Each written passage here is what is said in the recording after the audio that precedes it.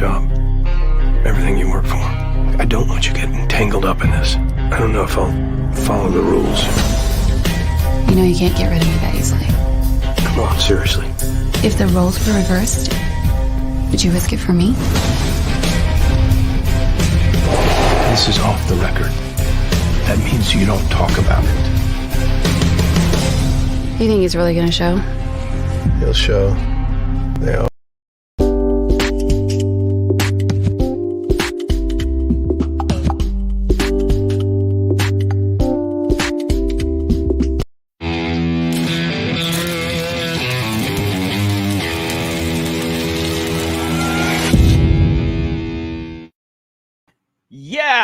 Hello, everybody, and welcome to the Maurice Brown Show. We have a special guest today, a veteran actor who has appeared in over 80 full-length feature films, television shows, and short features, and also directs the occasional play. You can see him in Mountaintop, Christmas in the Smokies, Wicked Blood, and the very popular faith-based crime series.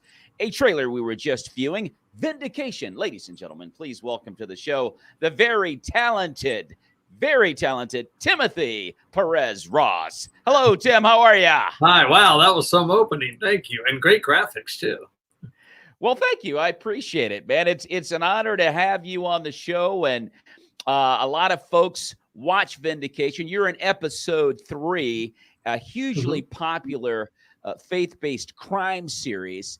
And you did an excellent job in episode 3. All of the episodes are pretty darn awesome. I want to get to a couple of questions about that a little later, but we're in the midst of a pandemic, Tim, and it has slowed things down for a lot of entertainers. How have you been dealing with the adjustment? Well, oddly enough, last year was, I think, my best year ever. Okay. And we can circle back to some of the reasons why as we go if you want to, but you'll hear me say this word a lot. Networking matters. I did 2 or 3 movies, I think 3 movies in a row with a faith-based movies with a producer several years back, quite a few years ago. And we started talking again in January, and I just flat out said, what does it take to be in a movie with you again? And he said, funny you should say that because I got a script. I'd love for you to come help. We did 7 movies, I think, last year, 6 or 7 movies. Dean Cain was in almost all of them. Dean and I had scenes in pretty much every movie I did with that guy, with that producer. Yes. And then it just, blessed and fortunate that some really big jobs came up toward the second half of the year. The first half of the year, I mostly answered emails about things I had booked that were canceled or postponed, unfortunately. But then doing the independent movies with that producer, it was actually kind of a great break in a way. I wasn't chasing jobs. I wasn't constantly auditioning. I was going to West Virginia with someone that I like and work with well, and we were making movies. So I kind of, I survived it by just going back to the roots of doing independent films. Wow. Now, do you have a sense that things are starting to kind of get back to normal? Absolutely, I do. I've been on quite a few sets already this year, and it really runs the gamut. From very strict protocols to less strict. Personally, I'm vaccinated. I've just wanted to be able to move around more and do more jobs and not worry about it as much. But yes, absolutely. The amount of auditions has exploded in the last couple of months. So I really think the industry is getting back on its feet in a big way. Yeah. Now, you were in Vindication episode 3, and I got to ask you this because it has turned out to be a hugely popular series in Christendom. And I just want to ask you, of course, you can never know what's going to happen, but did you ever have a feel that it would just take off the way it has? Right from the start, for a couple of reasons. I remember submitting for it and getting the invite and auditioning, and then Jared called me directly, and we were talking on the phone, and I said, I know you probably don't want to bring a bunch of people in who don't live in Texas. And he said, let me stop you right there. I want to craft our budget in such a way that I bring the people that I think are best fit for these roles, for these episodes, wherever they may be. Right then, I had a respect for him that he wanted to do this right. And then when I got there, again, I just, even though they were kind of a small crew and all that, you just got the feeling that everyone was on board. And then, but more than all of that, it's written well. It all starts and ends with good writing. And then if you get a good cast together, you're 7/8 of the way there. But each episode is kind of self-contained, and it tells a story, or even a parable, if you will. And so for that reason, it keeps you coming back for more. It does. And as you say, self-contained, you kind of wonder about how some of those episodes could like bleed into another couple of more on the same subject matter. I thought the episode that you were in was kind of interesting because it gave a couple of ideas out there that kind of made you wonder. Like, the scene, like, and I don't want to give too much for those that haven't seen it, but when you were in your situation, it made you wonder about the wife a little bit. Like, what was the mechanics of her thinking? Thank God you came back. Right. What's her journey? Yeah. What was her deal? It just kind of made you wonder about that a little bit. There's a lot of meat there that you could have kind of stretched out, but like you said, most of the episodes are self-contained, but awfully interesting. Did you ever feel that way, that there was probably more to chew on in that particular episode? Well, as an actor, I always do. I mean, I love Todd Terry, and I respect him so much as an actor. He's such a strong actor and really just a great human. But, I look at him and I go, man, I want that. I want a role like that where I'm coming back episode after episode. So, I mean, we all look for something like that as actors. I actually get that a lot in the world of being a spokesperson and a host, and I'm thankful for that. I have several clients where I do ongoing work over and over and over. But yeah, that would have been a lot of fun for that to happen. And but I think it's happening more in Washington's Armor. And by the way, just a quick little fun story about that. It's in your trailer that you played. That very quick clip of the woman who's sort of leaning over to my ear. Yeah. That's Leslie, that actress. She's fantastic. She's in Washington's Armor now. And okay. So it was interesting. Networking, it's always networking, right? I did not recognize. Is she one of the other female lead? I know Amanda Erickson is one of the female leads. And no, it's actually, oddly enough, ironically enough, she plays my wife in Washington's Armor. Okay. Yeah. Okay. Just totally just the way it worked out. She auditioned for it later. The role had to come open due to some scheduling issues from the pilot, and ironically enough, but it's a nice role. It's a pivotal role, and she's fantastic. I want to say something real quick about Vindication, because she was in a snippet of and that was another thing too that I wanted to expound on episode 3. Her quick little there were so many suggestions in that episode. I was like, you got to leave us hanging here, Jared. But anyway, that being said, I think that what Jared O'Flaherty has done has set a template for Christian filmmaking that I think should be followed by a lot of other faith-based filmmakers, because I so agree. He dives right into just, dicey subject matter, but he knows how to do it. And I think the problem with a lot of faith-based filmmakers is why they don't venture into the waters that he has ventured into. I mean, he's dove into, is because they're not really sure how to manage it. And Jared does a tremendous job. What was it like working with Jared O'Flaherty? Oh, it was great. It's seamless, and he's a very strong director. He knows what he wants. Sometimes when the director is the writer, it can get a little bit like they can get too close to the material, but he knows exactly what he wants, and he trusts actors to bring what they bring to it as well. But if I may, I would love to just say something about diving into it, like you said. The first Christian movie I ever did was probably 25 years ago. Okay. And it was gritty, and it was human. And then I went on a run for about 10 years of none of the movies I did in that genre, trusting the audience, treating the audience as human beings who are fallible and who sometimes say cuss words or sometimes feel desire or any of the human traits that we all have. There was like this, to me, it seemed like this overall huge push away from being real and authentic and human. And now I think there's a push to come back to that, to trust the audience and to give them more, because what good is a great message if nobody watches it? You know, so you got to make movies people want to watch. Yes. You got to tell stories people want to hear. I couldn't agree with you more. And some of the subject matter, and I like what you said about self-contained, but it tackled some issues that just have to be addressed. I don't think that a lot of faith-based films know how to do it, and so they just back away from it. But that's a great point that you added as well, Tim. Now, you had a start, because there's a lot of comparisons between Los Angeles and New York, and those are two places where you started in theater. What are the differences in film and acting between LA and New York?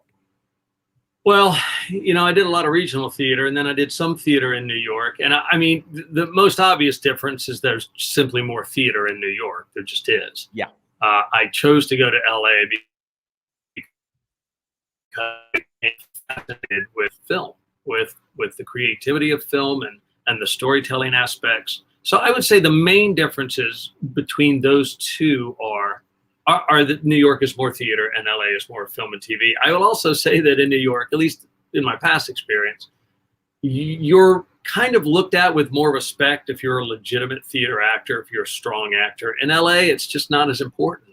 I mean, I remember when I first moved out there, and I'd have casting agents or agents say, "Wow, what an amazing resume you have. Who cares? You need some films on here. You need some TV shows. You know, that's what you need on your resume." So it's really just a matter of where the focus is. And it's almost the comparison you just gave between LA and New York is almost the same as the States versus, you know, the UK, because they are like, you know, dedicated stage actors. They're so focused on the craft. Yeah. They're the best at that. Right. But film, not so much. It's like we kind of dominate when it comes to film. We do. And don't get me wrong, film is still all about being, I mean, great films have great actors, strong actors who know how to tell a story. It's just a different craft. It's sort of a different way of doing it. But I'll tell you the difference in LA, you know, in a play, you can do with the wardrobe and the hair and the makeup and the acting, the portrayal, you know, you can kind of play a ex-convict biker guy who, you know, is trying to find redemption. In LA, they find an ex-con biker guy who's an actor who's trying to find redemption. I mean, you know, that everybody talks about how elite Hollywood is. Sorry, I totally disagree. I lived there 6 years. Of course, there's some of that, of course. But there are incredibly gritty, strong actors who have come from every background you can think of, and some hard times, you know. I did a Christian movie with Eric Roberts. Eric Roberts had some hard times, man. He's not play acting it. He lived it. Okay. You know? Yeah. I think that what we do in America when it comes to filmmaking, we have a way of presenting ideas that doesn't necessarily require great acting. It's a not always, no. You know what I mean? It's like a combination of things, you know, cinematography, film, the way it looks, movement, behavior, and so forth. But I thought, well, which do you prefer, Tim, stage or film? Boy, again, you know, theater was my first love, and it will be my forever love. I will always love doing theater. And I would love to do at least one play every year, and I try. I'm talking to a guy about maybe doing a show up in the North Carolina mountains this summer, and I would love that. 3 years ago, I did outdoor drama, and it was an amazing summer. But for practical reasons and also for creative reasons, I really do love film and TV. People think it's less creative sometimes. I don't think so. I think you have to create your way. I mean, if I told you, if I told you just the river scene alone in Washington's Armor, if I told you how we pulled that off, you would probably not believe me or think that's crazy. How in the world? But that it was all being creative with what we had at hand, what the budget had at hand, what materials we had at hand, what weather we had, what locations we had. We created our way out of it, out of a challenge. And I love that about film. I could give you a million examples of stuff like that. So I guess this is kind of the same question, but I'm going to throw it out anyway. Which do you find more challenging as a pure actor, stage or film? Boy, I don't want to keep giving you these kind of answers, but in a different way, both. And I'll just explain very quickly. In theater, once you start, you do not stop. That's incredibly challenging. If it's a 2-act play, you're going for a solid hour. You take a break, and then you go for a solid hour again. Yeah. That's so challenging. All of the dialogue, but not just dialogue. You're laying in the blocking, when I reach for something, when I turn, and all of the timing with the other cast members who you've been rehearsing with for weeks. But the audience is new every night. So you're also interacting with them. They give you something different energy every night. It's incredibly challenging and so exhilarating. I've never been more exhausted when I do a show, a play. Film is challenging in an entirely different way, especially when it's a feature film, because I could be doing the last scene of the movie on the first week that I'm there or the first day that I'm there. And then the next day I'm doing some scene in the middle where my character has grown to a certain point, but not all the way at the end. You know, you jump around because of the locations that you're shooting and the scheduling of everyone. So you never shoot a film ever. I've never worked on a film start to finish in the timeline of the film. Yeah. That would be lovely, but it's just not the way it works. So it's really challenging to stay cohesive and consistent in the story arc all the way through when you're bouncing around. And, you know, if this is the story arc, one day I'm shooting this part of the story. The next I'm over here shooting this part. Then I'm back here. Then I'm back there. It's really, that's very challenging to keep all of that in your head, especially when you're doing co-star stuff on TV. You know, I did a big show like Vampire Diaries, man, I'm just like getting shoved right into it, right in the middle of everything they're doing. I don't usually have the luxury of reading the whole script several times and collaborating with, you know, all the big wigs about where the story goes. It's just like, here's your scene. Here's what we're doing. Camera rehearsal. Let's go. Yeah. That's challenging. I had the opportunity to be in the film called Love Different with Tommy Ford from the TV show Martin from the 90s. It's a comedy, but that was the first film I had ever been, and I was the bad guy, a comedian, but I'm the bad dude. So I had a newfound respect for acting because I didn't think it would be that difficult, just because I'm always doing live stuff and trying to evoke a response from a room. So I could do this. I won my first audition, and then, dude, I got up there and I had a lot of verbiage. And I thought, okay, great. I nailed that scene. And they were like, okay, let's do it again from this angle. And I'm like, whoa.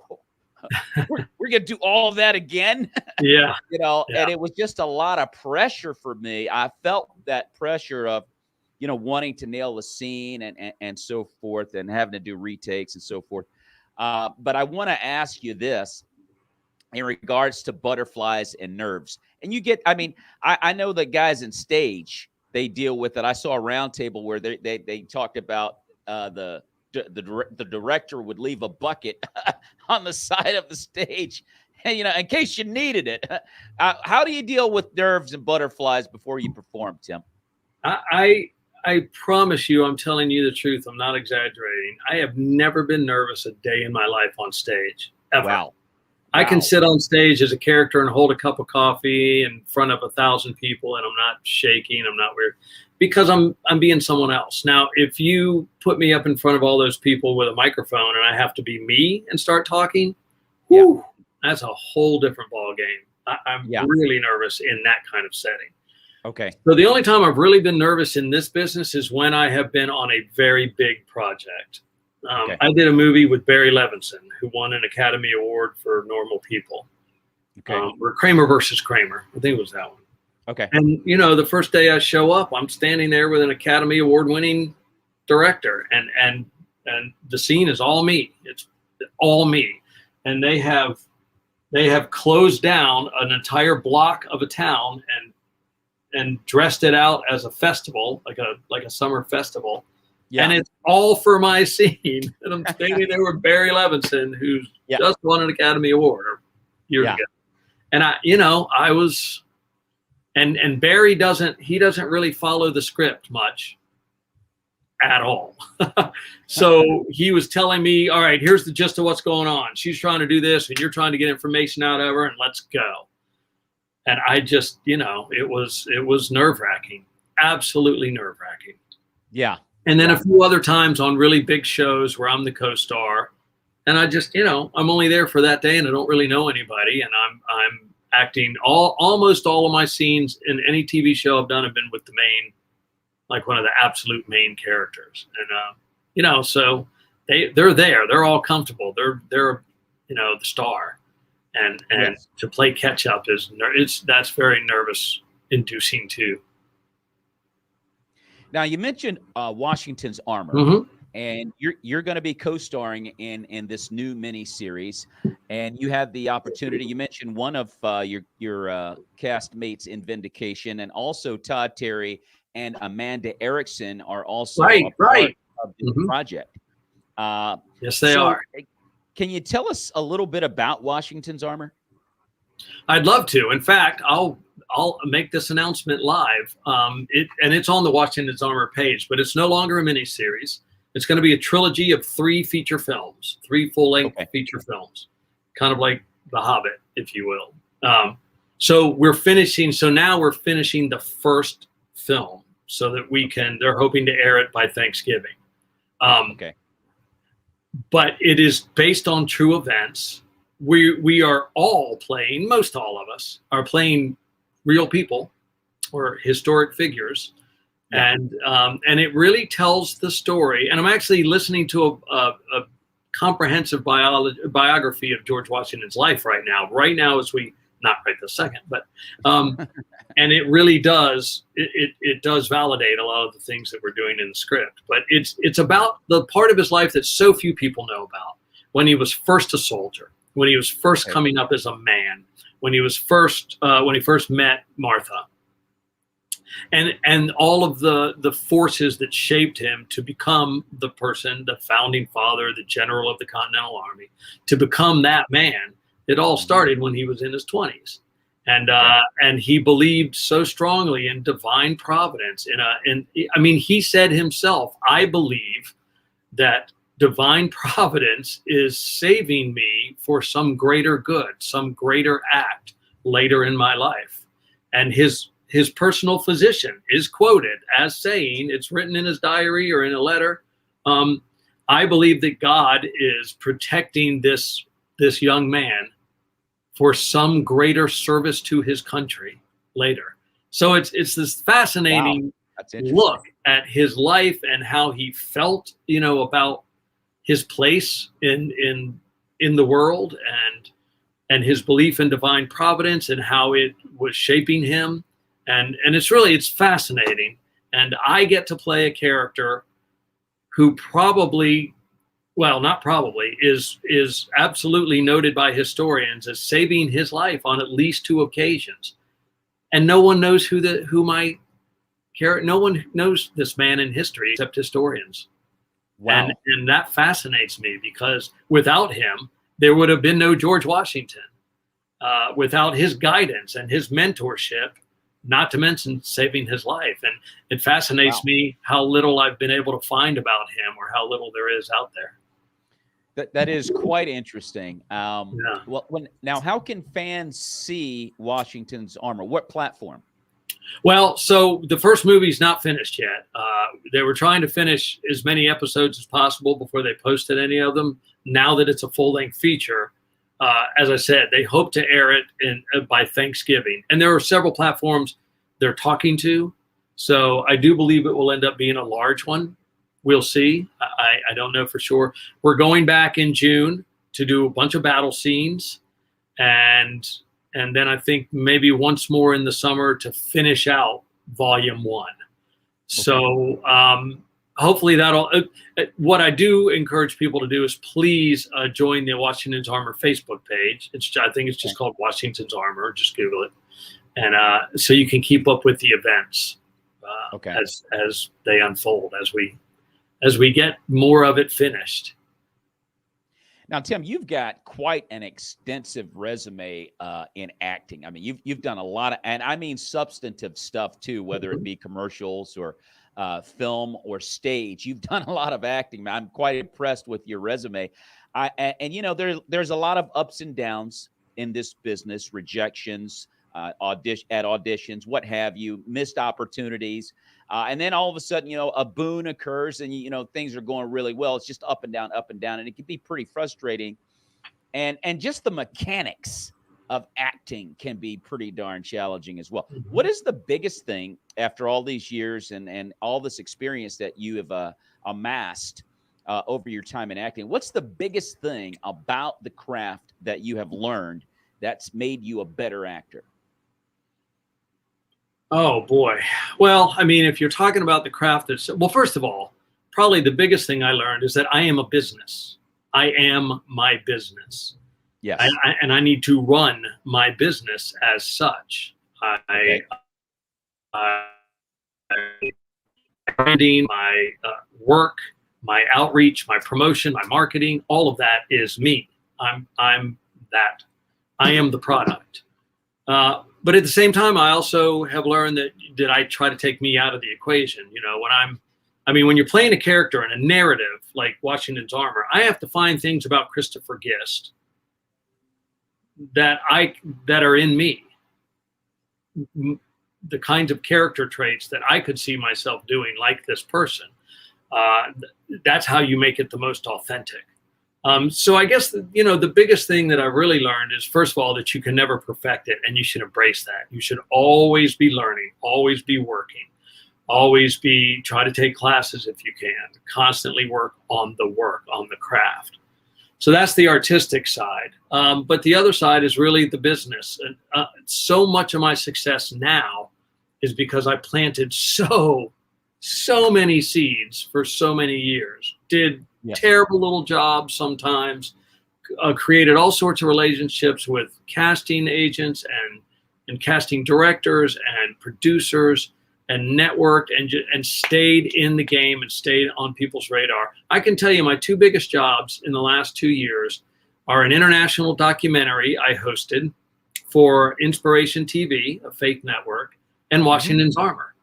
Okay. And both of those jobs happened because casting directors specifically said to the producers who were doing those jobs, you should talk to this guy. And they were both people I've had long relationships with, where I've done tiny jobs and medium jobs and all kinds of size jobs. And it finally bloomed into this huge, big job where I traveled all over the world for one job, and, you know, and for the other, it's still going, Washington's Armor. So it's staying in the game, and it's having endurance and stamina, and taking your focus off the money or the prestige or any of that, and just focus it on doing the work. I love doing the work. I love going to a tiny town in Virginia and doing a commercial for a heating and air company almost as much as I like going to do Washington's Armor, because it's about the work. Right. And you never know where it's going to lead. You just don't. I could be doing a commercial for a heating and air company, and the director could say, hey, man, I've got this film that I wrote that I've always wanted to do. You're the guy. I've literally had that happen before. And the next thing I know, I'm in a feature film. That is a great testimony, Tim, because I think a lot of younger actors in particular have these designs on being great, the fame, the fortune, the money, all those different things. But first of all, you got to love the craft itself, no matter how much money you get. I just love to act. I just love this stuff, as they say in the NBA, right? but at the same time, you know, you've got to pay your dues. You know, you've got to do the stuff that's not so popular and what have you. I mean, and it takes a while, and it will pay off. It will pay off, but you just got to be willing to take, that long haul, approach to it, and just let it happen when it happens, but it pays off. It absolutely does. I had already been working for 20 years when I took a class, and everyone in the class, they would sit in a circle at the beginning of the class and talk about what they auditioned for or what jobs they did. And I didn't know any of these jobs because for 20 years, I just waited till my agent called, and they were a great agency and I worked a lot, but there was all this other work out there that I didn't know about. And for the next 5 years, I'd put myself up in hotels. I'd drive myself to all sorts of places to do jobs. And none of the people in that circle from that class years ago are doing as much work as I am, because it didn't matter that I've been doing it 20 years. I knew that whole world of independent film didn't know who I was. Right. And I knew I had to have a work ethic and start all over again and not think it was just going to come to me. So I did all the work, and I went to all the places, and I did tiny little jobs that people never finished. We'd shoot a film and they'd sit on their computer. I mean, I did every level job you could think of, but it all came around. Man, that is a great testimony, Tim. Now, you were in a film called My Name is Paul, where you were proclaimed as having one of the best supporting performances as Annan, I believe. Professor Annan, the physician healer of the group. Tell us about this film and how can fans see it? Well, that was another situation where at first we did a short film, and it was kind of really a project of passion. I loved everyone involved. There was hardly any money involved, but we made a short film and they used that to raise money to make the feature. I have to be honest with you. I don't know the answer to that question right now, and I'm sorry I don't. I mean, I looked through some of the questions, but it is out there. I know it's on platforms. I think you can order it on Amazon Prime. I know it certainly was in Lifeway bookstores, which I know most of them have closed shop now, but it's still out there. You can find it here and there. You might even still find it in Walmart. I don't know. It was out there for a while and was very popular. That's one of those first movies that started coming back to the trend that I think is a good trend. There was a lot of grit. There was a lot of action. There was some violence. There was, really hard situations that were examined, that were explored in that film. And so I think that makes it a really interesting watch. And, a lot of the people that did that film have gone on to do all sorts of other stuff, which is cool too. Now, Tim, I want to thank you for being on the show. And I know you got a lot of stuff going on today. We're not going to keep you too much longer, but before we get out, this has been a great conversation, by the way. And before we get out of here, I do want to ask you if you have any advice. You kind of have already done it in the testimony you gave a moment ago, but you might want to add something to it, perhaps. I don't know. But do you have any advice that you could leave with young actors and actresses out there that are thinking, I think I want to do this as a career? Absolutely. And I don't want this to come across as pejorative or patronizing in any way, but for those of you who do feel like it's an entitlement that should come to you pretty easy, don't. Just stop doing that. I've been doing this for 35 years. Wow. And I have a callback audition in 15 minutes. They're not handing me the job. And I love the audition I did for it. Sorry if that sounds weird, but I was so proud of the initial audition. I thought it was funny and I worked really hard to put it together. I got to do it again to try to get the job. My best friend is a known actor. He has made probably millions, and he still has to audition all the time. Nobody hands him roles ever. Wow. Every now and then I get one too. But out of every 20 roles I do, I get offered what we call a straight offer once, twice. Yeah. Hey, love your work. Come do this thing. I mean, that's so rare. So the less entitled you feel, the stronger your work ethic will become. And the more networking you do and seed planting you do, and it'll come around. You know, back in the olden days with us old folks, you had to apprentice, kind of. Yeah. You know, nobody handed a guy a camera and said, you're a cameraman now. You had to be a second assistant or a third assistant, then a second assistant, and then the camera person, then the camera operator. Then maybe you can become the director of photography. Absolutely. It was always building blocks and apprenticeships and building up. And in acting, it happens all the time.